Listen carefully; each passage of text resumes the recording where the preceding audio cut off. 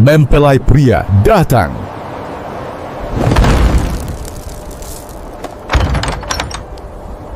Tuan, bukakan saya pintu. Aku tidak mengenal kamu. Sahabat cerita musafir, penolakan tragis tadi beneran diceritain Yesus di Matius 25 tentang 5 gadis bodoh. Waktu sang mempelai pria akhirnya datang di tengah malam, pintu perjamuan kawin ditutup rapat. Gadis-gadis ini panik gedor-gedor pintu, "Tuan, tuan, bukakan kami pintu." Tapi jawabannya menohok banget. "Aku berkata kepadamu, sesungguhnya aku tidak mengenal kamu." Pertanyaannya, kok bisa sang mempelai tiba-tiba nggak kenal sama mereka? Jawabannya sederhana, tapi fatal. Karena saat mempelai itu datang, mereka lagi nggak ada di tempat. Mereka lagi sibuk lari ke pasar buat beli minyak eceran karena pelita mereka mati. Terus, apa bedanya sama 5 gadis yang bijaksana? Rahasianya ada di buli-buli cadangan minyak mereka. Di Efesus 1 ayat 13, Paulus ngejelasin kalau kita ini udah dimeterai sama Roh Kudus. Minyak ini adalah meterai itu, bukti keintiman dan status kita sebagai pengantin yang sah. Gimana cara gadis bijaksana ini menjaga buli-buli minyaknya tetap penuh? Caranya adalah dengan setia merawat surat perjanjian pernikahan mereka.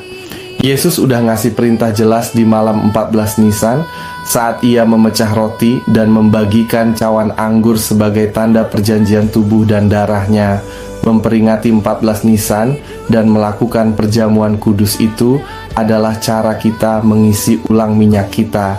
Kita ngerayain status kita, ngingetin diri sendiri kalau kita udah diikat janji. Biar lebih mudah, mari kita gunakan analogi sehari-hari. Memperingati Paskah pada 14 Nisan sama seperti batas perpanjangan STNK tahunan kendaraan. Jika kita selalu taat memperpanjang setiap tahun tanpa melewati batas tanggal, kendaraan itu sah, bisa dibawa kemana saja dengan tenang. Namun, jika kita mengabaikan hal ini, karena merasa jalanan aman, bertahun-tahun STNK itu tidak diperpanjang. Ketika tiba-tiba ada razia besar di tengah malam, kita panik, mencari calo, mencoba mencari jalan keluar. Persis seperti gadis bodoh yang mencari penjual minyak di menit-menit terakhir. Sayangnya, keintiman dengan Tuhan dan meterai Roh Kudus tidak bisa dibeli begitu saja saat krisis datang.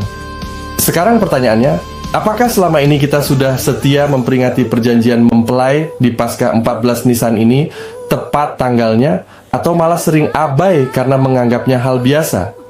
Bahkan jangan-jangan banyak dari kita yang belum tahu persisnya jatuh di tanggal berapa sih sebenarnya 14 Nisan itu di kalender Masehi? Tulis jawaban kalian di kolom komentar ya.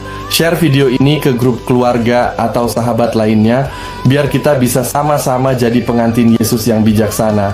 Tetap jaga pelita menyala. Selalu peringati Paskah tepat di tanggal 14 Nisan. Tuhan Yesus datang untuk pengantinnya. Amin.